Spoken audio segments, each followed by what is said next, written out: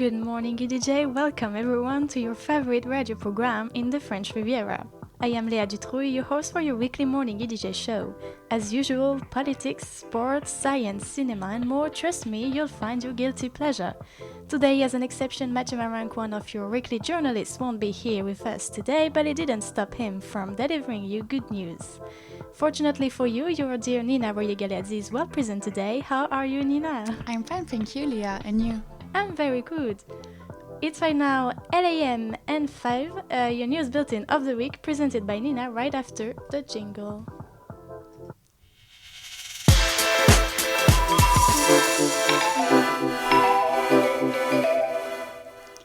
Good morning, USA. California protects itself against Trump. The state will call an emergency session of its legislature just to prepare to fight any illegal policies by Donald Trump, particularly on abortion, immigration, and climate change, announced its governor, Gavin Newsom. The freedoms we hold dear in California are under attack, and we will not stand idly by, the Democrats said in a statement. France raises its voice against Israeli settlers. The French Minister of Foreign Affairs Jean-Noël Barrot announced during a visit to Ramallah, West Bank, that France was preparing a new set of sanctions against Israeli settlers in the occupied West Bank. He reiterated that France's commitment to a just and lasting peace in the region, which requires a two-state solution for Palestine and Israel. Earlier, Israeli police officers reportedly entered a religious site belonging to France, armed and without authorization. Violent altercation on leaving a school in the Gard department. Yesterday, while picking up the child, two parents became violent. The man allegedly pulled out a knife and attacked the mother, who ended up in hospital. The maternal grandfather, who was in his vehicle, allegedly pulled out a gun and fired at his son-in-law. Worrying revelations from the autopsies of the Tesla tragedy, examination of the 4 victims of the terrible accident that occurred on 12 October 2024 in Celles-sur-Belle in a Tesla Model S Plaid, revealed that their deaths were caused by inhaling smoke released by the father. After colliding with a pole, the electric car burst into flames, trapping the occupants. The French would prefer to penalize consumers according to surveys. Interior Minister Bruno Retailleau has spoken of the Mexicanization of France with regard to drug trafficking. His speech convinced the population.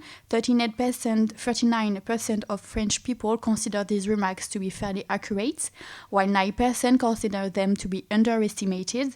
Then 56% said they were in favor of short prison sentences for drug users. Well, this is it. Have a good day. Thank you, Nina. Now, to go on with the political sphere, we can't forget to talk about the recent American elections. Elections that were supposed to make Kamala chair for the first time, according to media or polls, but eventually the exact opposite happened, reassessing the accuracy of those same media and polls that clearly went wrong all the way.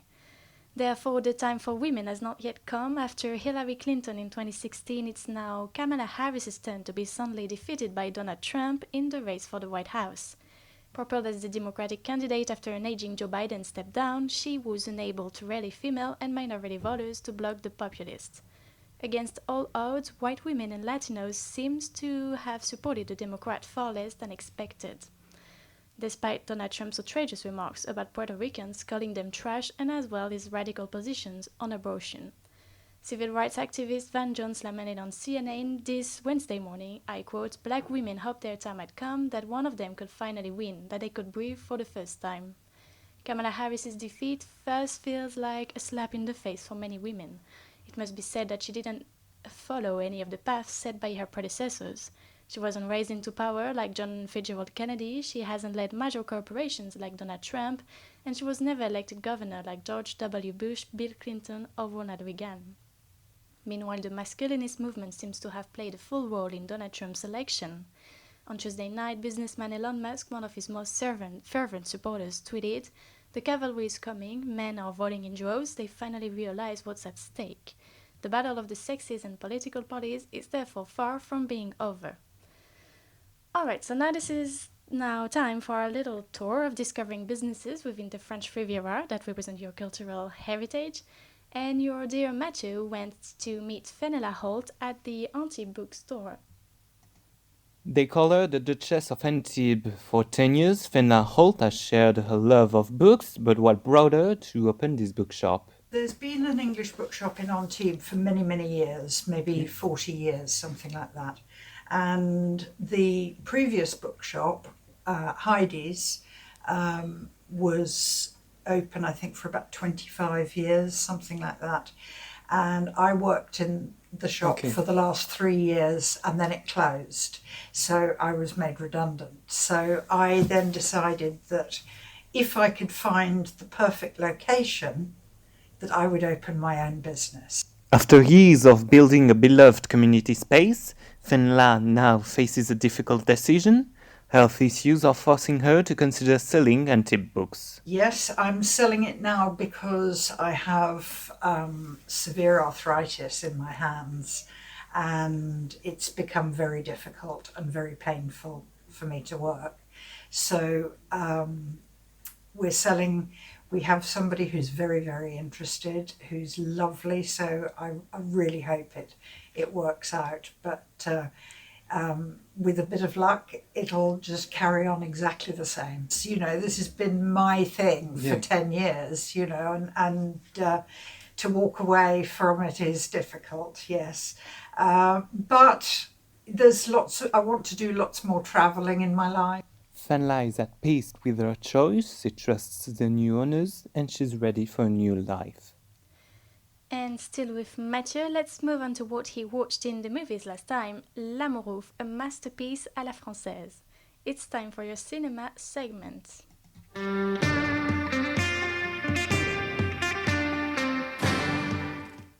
L'amour ouf. Love so crazy it will turn your heart upside down. Gilles Lelouch's latest movie, L'amour ouf, is a storm of love, passion and cinema. It grabs you, dazzles you and shakes you from the start. After Le Grand Bain, Lelouch goes all out to celebrate love in every form. He brings together a stellar cast led by Agdel Exarchopoulos and François Civil. Their chemistry feels incredibly real, with each look and gesture revealing deep emotions. They pull us into a whirlwind of tenderness, drama and fireworks of feeling. They are backed by a powerful cast of supporting characters, especially Alain Chabat. Playing Adèle's father is gentle but flawed, adding real depth to the story. His scenes with Adèle shows us moving movements of family love filled with honesty. Chabat isn't just acting a father, he's embodying a precious relationship that becomes a pillar of this love story. Furthermore, the direction is bold and daring. Lelouch has fun with it, letting loose. The camera is alive, moving, capturing the rush of the story. Slow motion shots give us time to feel each emotion, while the soundtrack brings a little touch of nostalgia. It's a sensory journey, leaving a mark long after. But L'Amour ouf is more than just a romance. Lelouch mixes genre and defies expectation. Half a love story, half action flick. It keeps surprising, moving, and even makes us smile. The story dances between passionate romance and thrilling action, keeping us on our toes. In few words, it's a must-see movie that takes us into a powerful ride, leaving us with a lasting impression. Well, if you hear us, Mathieu, thanks for your help. Due to our unexpected lack of workforce today, we won't be able to ensure our debate. This is thus the end of your Good Morning EDJ show. Thank you, Nina. Thank you, Leah. And thanks for listening to us. Stay tuned and very safe till the next episode next week. See you soon et bonne journée.